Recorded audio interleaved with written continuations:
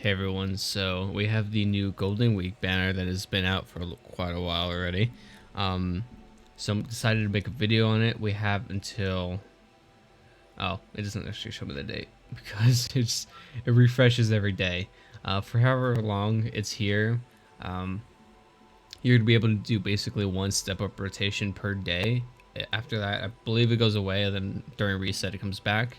It's going to be the same exact banner every time, but you're just allowed to basically do one rotation per day. So we have first the 500 gem multi. Pretty simple, just discounted half off. That's pretty neat. Then we have the 3-star, or you get a 10% increase for a 3-star, 25%, 50, and then guaranteed.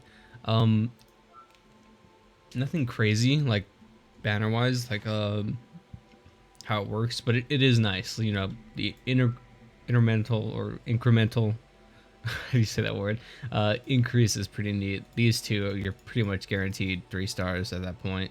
It's a coin flip for this one, obviously, and then guaranteed again. You only it's about what is it, 4.5k gems. So previously the old banners rotation cost 4.5k. I believe it's like 7k now to go with the full rotation if they're keeping this same treatment that they've been doing right here. Um, and yeah, overall, it's okay. It's obviously not going to be too crazy because it has pretty much everyone in the game up until a certain point. There are some exceptions, I think. There might be. I don't know. I'm not going to go through the database and list every single character in order, but it does look like it has the majority of pretty useful characters. These banners are pretty good because I would say they don't come around often. Duplicates, I mean. You have festival characters which bring back like 2 or 3 units at a time, but that's pretty rare that you're gonna be getting the characters you want to come back. I'd say maybe if you want to pick up like some more characters here, you can try doing like a full rotation. I wouldn't probably advise more than one rotation because a lot of these units aren't too crazy. There are some good units here that I want to talk about. Um, we'll talk about the full lineup first, and then we'll talk about in depth later.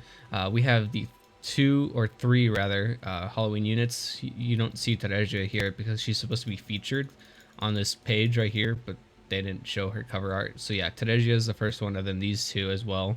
They work pretty good together. I think mono green. Who's green that's come out lately? I feel like I'm missing. Oh, Carmilla. There we go. I was like missing such a big character, I think. Yeah. So I don't think mono green has a lot of uses for these guys, but I do see them somewhat often. Like they can still be pretty run. These are some of the characters I want to talk a little bit more of, so we'll talk about them later. Then we have What If Betty. I would say she's like mid to high tier for red teams. Like she's nothing too crazy, but I do see her like she is some solid play. I kind of forget what she does, honestly, but I know she's like all right. She's like pretty solid pickup. Like you're not gonna be disappointed with her. Then we have Shion cover. You know she gives attack, I believe, every time she's hit. She's pretty good. I think she's like one of the best defensive players on the yellow side of things. Man, I keep forgetting who's come out recently, but she's still pretty neat. I like to run her, maybe because I have her gold and that's why she works so well for me. But yeah, she's pretty solid. Ram and Ram, they used to be pretty good, but Ram is kind of like whatever. She gives a permanent stats. I forget which stats to yellow, but I've seen a lot of people just not run her. Although she does give the shield, and that's pretty useful. But I think other units give shields too for yellow. I think it's been a while. Sorry. Lately I just haven't been paying attention to the game. Like I remember the info for the video, then I just dump it on my brain afterwards. So yeah, if you have any uses for these characters, go ahead. Ram, she used to do some really nutty damage, but oh yeah, twins are yellow. I think. Oh, they could be fun. Either way. Yeah, I think it's just like there's way better options for yellow nowadays. Sometimes I find my Ram like hitting like so weak, like insanely weak. She hits like 100 or something, just because everyone's defense is so high. The PVE side of things, they're trying to like upscale their defenses, so it's really annoying. Like at this point, if you just want a damage dealer for yellow, just run Festival Ryan because you can just ignore defenses. So she used to be pretty cool, but now I'm definitely seeing less play for her. Swimsuit units, definitely a relic of the past. Ram can still be kind of fun with her 50% crit passive for everyone. That's really cool. I think super unique. Betty, obviously, still the best one of the four. She's insane. She's a really good support. You can just throw her on any team. She's still a solid pick, honestly. I think we're seeing more units become better and better. But if you need someone as a generic support and you have like a mono red team that you could potentially build, like, throw Betty on there. She's pretty solid everywhere she is. Amelia and Ram's probably the worst one. She's single attack, charm, distraction. Like, she doesn't really proc all that often. Like, she's kind of whatever. She was always the worst one. But then we have Amelia, which can hit with defense. Her defense is her attack stat. That's pretty interesting. Could be comboed well with certain characters such as this Betty, but I think overall she's being a little outclassed. Birthday Amelia, another character we're going to talk about later. She's a pretty good pickup. She could ramp up really scary if you have the right team. She's definitely a force to be reckoned with. These two, Alcor, probably not if you want to summon solely for Alcor. Like, because I would say you probably have a lot of his, like, again, if you were playing during the anniversary where he initially came out, everyone has like 200 plus fragments. So, like, or whatever, close to the amount you need to buy him. So you should just wait for his fragments to come like through an event or something and just get them for free, honestly. Then we have Lilac. Lilac's pretty good. She can raise the dead, so that's pretty interesting. I think it's very limited what they can do, but it's still like a cool gimmick nonetheless. And I think I see them sometimes on blue teams. We have Garf here. Garf was kind of like a whatever unit for me. I didn't pay too much attention to him. I think he's like a tank unit that can stack attack and do some weird stuff, but it was like, not a big fan. Felix is cool because he has patience, where whatever he gets hit with basically turns into his own damage. Can be used in some just fun certain situations, but I don't think it's always like necessary. He was really cool around, I think it was a chocolate event. There was a certain event that came around and he was really fun to use that on, but I can't remember. But yeah, I don't know. I don't know if more PvE content will be allow you to just get hit as much as he can and then just hit back with an insane amount of damage. But if you want to try that strategy, he's your guy for it. Will's kind of whatever. He's a generic attack lead, I think, so that's pretty neat. He AoEs, but I think it's AoE defense down. But we have better characters that do that. He's not bad, but he's just kind of underwhelming. Ram, she's pretty good at stopping action gauge, actually. I think she cuts any effect by like 25%, so that's pretty neat. Characters like that are always going to be fun or unfun, depending on how you look at it. Valentine's Day Rem, she's got the AoE charm, that's pretty neat. Roz has got the great support. Julius has got it covered, but he's a little squishy, honestly, compared to nowadays tanks. So Anastasia, she's a great support to have. Actually, probably one of the better pickups through this latter half of this lineup. Teresia, pretty bad damage dealer. She just gets outclassed nowadays. Hooded Amelia, whenever she gets a turn, she has a chance of proccing freeze, so that's pretty interesting. Definitely something you want to use her for. She also has defense down. She's pretty good in tower content, honestly. Labyrinth content, I mean. Krush, she's got the hit back effect. Her kit is actually really well not balanced, but like really well complementing her hit back. So she's actually like a pretty interesting unit, honestly. I don't think she's as good. Obviously, she's not as good as she was before, but you can still kind of make her work or use her for some fun stuff. Mimi, AoE distraction, AoE defense down, AoE attack down. Still a really solid character in my opinion. The kid twins, they were kind of like test subjects. I think Ram was like the test subject for hitting through invincibility and going all in on attack units. Other than this is the first time ever we got a shield unit with Ram. So they were definitely just like dipping their toes in the waters of some new stuff that we see pretty commonly nowadays. We have the Christmas unit, still pretty solid. Christmas Amelia, she still actually gets a good amount of play, stopping action gauge, or like she benefits off of you action gauging yourself in the beginning of battle, so that's pretty scary.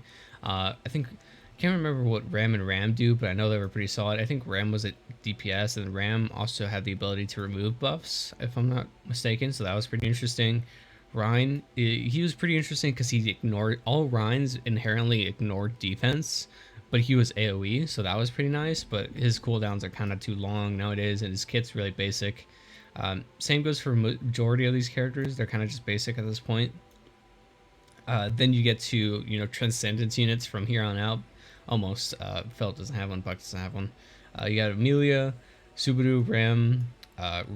We're actually going to talk about Ram's transcendence here. Betty. The rest of the characters that aren't transcendence, Felix, are pretty just whatever. Mimi's actually still kind of holds up. You probably do want the cats, even though they're in general pool. I would just recommend going for general pool. You probably do want them eventually because they're for a lot of niche content. You don't have a lot of these, so whenever one is required for content, you want to make sure you have them. Julius, he's transcendent, so that's neat. Rest aren't. And then you have their respective memories. So if you want to take the time to look up whatever you get, because I'm not going to go through every single memory, that is a lot of effort. So yeah, real quick, we'll head on over to the wiki. And we'll talk about some of these characters. Halloween Mimi, the Halloween trio, is something I want to touch on, obviously. No cooldown, physically attack single enemy with 400% power, 100% chance to inflict charm. Automatic activation, when green ally lands a critical hit, remove 1 debuff, recover 10% HP of all allies at the start of battle. There's a 100% chance to remove 3 buffs from all enemies, and decrease their action gauge by 25% when attacking. Give self crit chance for 2 turns. Physically attacks all enemies with 1000% power. Has a 100% chance to inflict attack down large. Green collapse. Additionally, if your crit rate is 100% or higher, has a chance equal to your crit rate to remove all buffs from all enemies. If your crit rate is 150% or higher, there's a chance equal to your crit rate to inflict crit down large and agility down large. Huge debuffs. Her kit complements this really well. Then let's take a look at Priscilla. Green allies always have an additional 30% crit rate and a 100% debuff success rate. Bam, bingo, bongo. Then we have Teresia. When a green ally activates a critical attack, their attack will deal 60% extra damage when you or your ally cover HP. 100% chance you will remove 1 buff from all enemies and inflict attack down large. When defeated, give all allies 100% action gauge. There's more to these kits than just the passives, but them alone just working, and the amount of synergy that these 3 units had upon release was absolutely insane. They work well with other green units, but them together is kind of scary. It depends on what else they can cover, with their kits and all, but like that synergy, it's stuck with me ever since they came out, because it's just so insane that they would give them that much synergy. Pretty interesting units, honestly. Priscilla, probably the best solo one. Maybe Teresia after that. Mimi's not bad solo, but you definitely want like the inherent stats by themselves. So like if you had to run these characters solo, this would probably be the best one, because you have the stat raise, then you have the rest of the kit that complements that stat raise, which complements the entire team, so that's really nice. It is green allies, but still, it's pretty neat. Then we have Birthday Amelia. Again, she ramps up very scary with a lot of there's certain teams where you can literally just turn 1, essentially wipe the other team. Like I think Amelia would go first, hit her attack, effectively raising the attack, because whenever she uses it, it gets stronger. And then like other characters will reduce the cooldowns, they'll increase action gauge. You go, and then you just take another turn with Amelia. Go, take another turn with Amelia. And meanwhile, the opponent has yet to take a turn. So this Amelia, if built with the right team, which unfortunately I don't know what it is in PvP, can just continuously go. Whether or not you'll get this in PvE, you could potentially build a team like that, but sometimes the majority of the time, bosses will literally just ape you and literally just get like a million action gauge in like a point of a second. Like sometimes the game just doesn't let you have a turn, and that's when it can be kind of iffy. But like she still ramps up incredibly well. That it's pretty good to have. Either way, magically attacks single enemy to 400% power. When used a second time, the power of this attack is increased by 200%. After 3 times of use, the power is further increased by 400%. You damage through invincibility, so her basic can ramp up as well. Only allies with blue out attributes will always have 20% agility, 100% debuff resistance when an ally is defeated. Reduce the cooldowns of all allies by 2 turns and gain a turn. So this unit will gain a turn. Huge. At the beginning of battle, 100% chance that all allies will be given attack for 2 turns, and only blue attribute allies will be given agility up and debuff immunity for 2 turns. Magically attacks all enemies twice with 400% power. When used for a second time, its power is increased by 400, and there's a 100% chance you inflict action or a speed reduction for 2 turns. When used for a third time, the power is further increased by 400%. There's a 100% chance to increase enemies' cooldowns, so that's pretty good. After 4 times of use, the power is increased by 500%, and it damages through invincibility, and that is AoE. So that not inherently is too much going on compared to units nowadays, but still pretty solid. Then we have Ram. I wasn't really going to go over her, but then someone asked, and I was like, I can just fit it into this video instead of making it its own video. So she's also going to be a neat pickup, mainly because I took a keen interest to her Transcendence. Magically attacks a single enemy with 700% power. Has a 100% chance to reduce action gauge of the enemy by 30%, remove 5 buffs from self, and permanently increases the crit rate of all allies by 3%. That's pretty cool. That's on a basic. That's a basic and a half.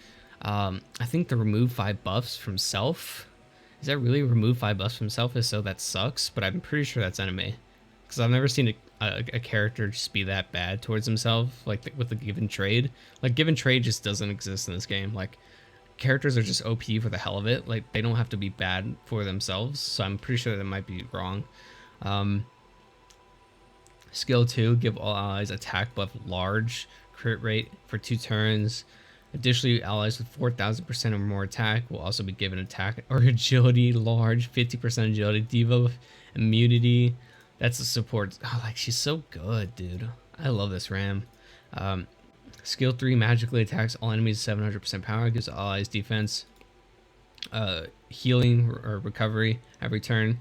Additionally, all allies 3,000 or 500, 3,500 defense or more will be given shield 4 times, 80% reflection effect for 2 turns. Wow, like, okay, Jesus Christ. When an ally's critical attack is activated, the attack target gets I'm having a hard time reading. When an ally's critical attack is activated, the attack target takes 20% additional damage, so she's got crit support as well. You remove, granted it's not that much, you remove 2 buffs from all enemies, ignore and debuff and buff chance, so that's pretty nice, and give all allies rage for 2 turns. That's pretty nice. She's great support to have. Someone asked if she was better than Subaru. I don't remember what Subaru does, honestly. Subaru, what do you do? Because Subaru, I mean, if you're going with who's better or who to do first, obviously Subaru, because he's used in way more content. Some content does require RAM, but it's very rare that this RAM is required. Plus, there's way more of her than there is a Subaru in the game, so if you need a Subaru, you know, obviously this is your guy. Everyone's going to have him. Physically attacks a single enemy with 700% power, 100% chance of inflicting taunt for 2 turns. Okay, not bad. When you die, revive with 100% of your maximum HP. Give self 2 stacks of rage for 3 turns. Reduce your own cooldowns by 3 turns and gain a turn. Additionally, there is a 100% chance you will inflict taunt, attack down, and defense down to all enemies for 2 turns.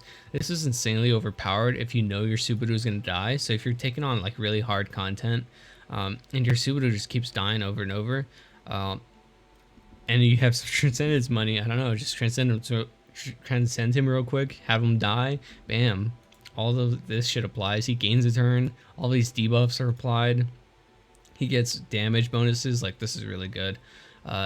Physically attacks a single enemy with 1800% power, 100% chance to inflict. These basically same effects except for taunt and agility are switched out, and they're not large. For 2 turns, give self shield or this is shield 30,000. Jesus, for 3 turns, cover, debuff immunity for 2 turns, really strong. Pretty solid there. Physically attacks all enemies with 1200% power, 100% chance to inflict all of these to all enemies for 2 turns. So that's an AoE. That's pretty neat.